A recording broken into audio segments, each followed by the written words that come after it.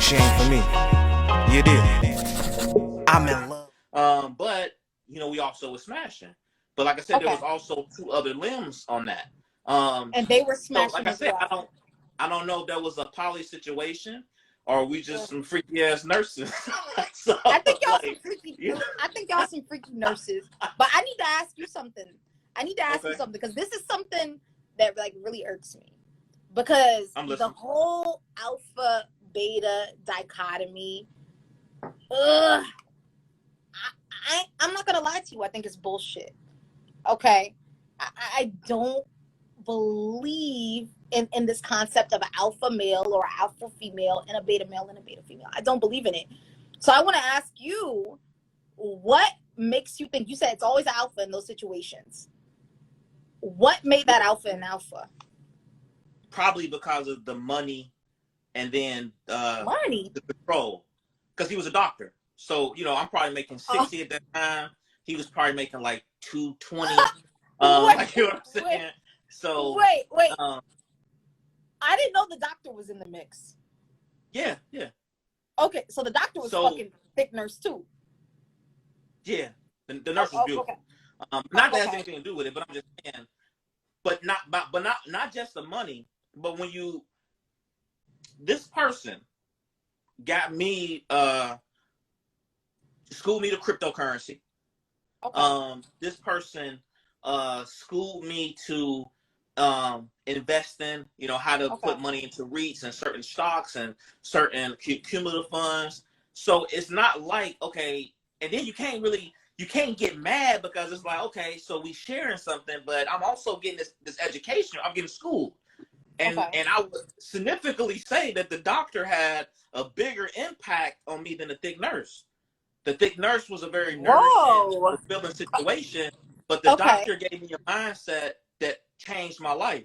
I didn't understand money. You understand what I'm saying? Like, so, and that's why he was the alpha, because me and the other two guys, I ain't gonna say we just started making money.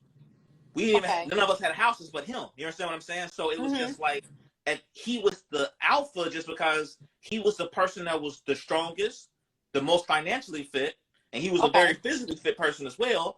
And he was dominant. And it wasn't this thing where he was just like, I can take all of y'all. It was more of this thing like, how can I help you? Because you can't help me. How can I help you? Like that type of situation. Like, you understand what I'm saying? I think I understand what you're saying now. I kind of get it, because that's definitely like an isolated environment where he was the person with the most power. He had power over all of you guys. He was your bosses. He was your boss. He was thick nurse's boss. He wasn't necessarily our boss. He's from a different floor, but he was more advantaged. So say we go out to we all go out to lunch. He paid. Oh, you know what I mean? You let him pay for you in front of thick nurse? You didn't have a choice. Okay. So I understand. So in that environment, in that particular environment, I understand what you mean when you say alpha and beta. Okay, but so let me ask you this. Is what you're kind of getting at, you think that in any poly situation where there are multiple men, there will be a man that is dominant and takes on that alpha role? Is that kind of like your... No. I'm saying I think in any relationships where it doesn't matter if it's men or women, it may be a woman alpha with two beta males or vice versa. But it's going to be somebody who's dominant, because a lot of times, like I said, it's certain levels to this, and I feel like there are certain women where they're going to be in control. That's just who they are. And then sometimes you even have what I call the backseat driver.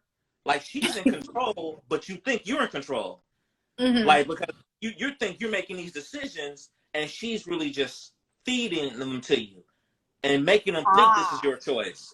So like, and that's a grown woman situation. Like, younger women, 20s, they can't really do that. But when you start dating women in their 30s and 40s, they have a way of commanding without making commands, if that makes sense. Like, that definitely makes sense. I honestly think that's probably the best way to take command, letting other people believe it's their idea. that's probably the best possible way to be a leader. Yeah, and you don't even see it, or when you do see it, it don't matter because you're already doing it. So it's too late. Yeah.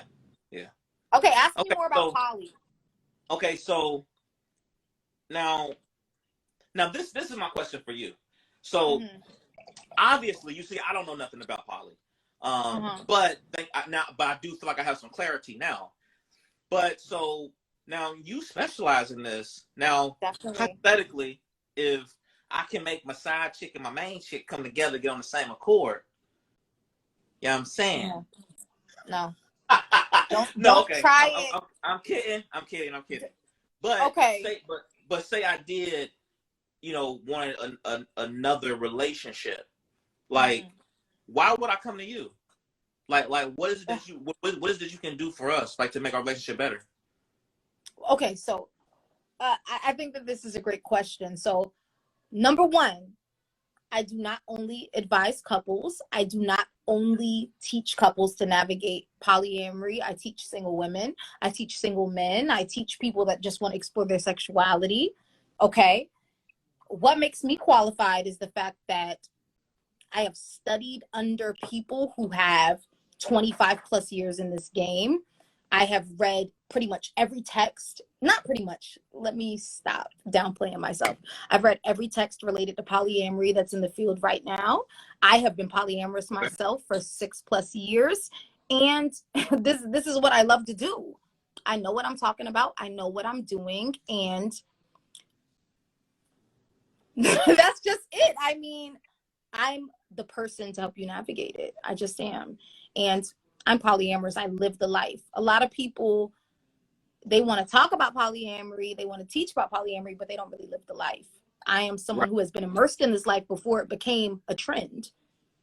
And that's just facts. That's just that on that. So it's for you, it's not textbook. It's literature followed by real life experience. Absolutely. Like, I don't just have the knowledge academically. I have lived this shit, like every ghetto, messy nuance of it. Every negative that you can imagine dealing with polyamory, I have experienced and I have navigated it. And every positive I have learned how to achieve. And that's just where I'm at when it comes to polyamory. And I want to see, because listen, I see so many people suffering in monogamy.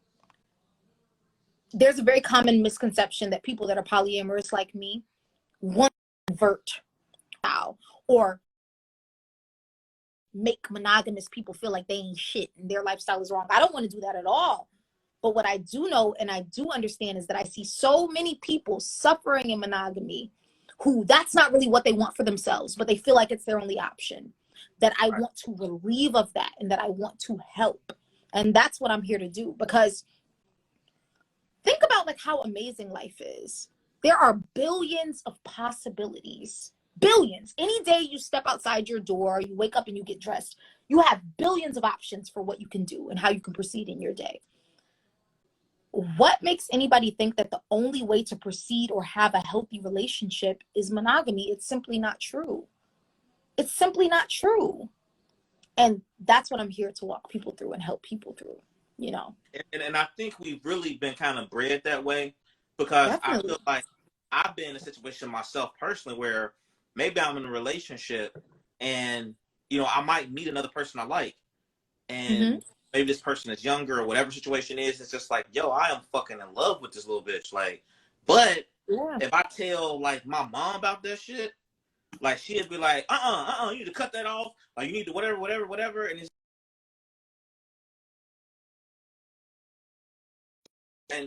it's like you're put in this situation where you gotta stay in this box. And it's just like, but this box isn't working for me. No. And that's very hard. And to me, I'm not gonna say it's like the plight of people who are in the closet or whatever, but it is difficult, because maybe there's certain shit I like and my woman do not like that shit. Like, and maybe vice versa. Maybe certain shit she like, maybe she want her ass ate too. Like, you know what I'm saying?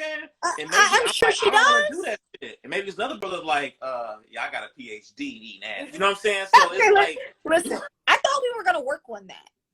I thought we were. Now I'm feeling betrayed. I am. But see, here's the thing. Like, there's so many people that feel that way. Like, monogamy. Okay. A common misconception about polyamory is that it's only about sex.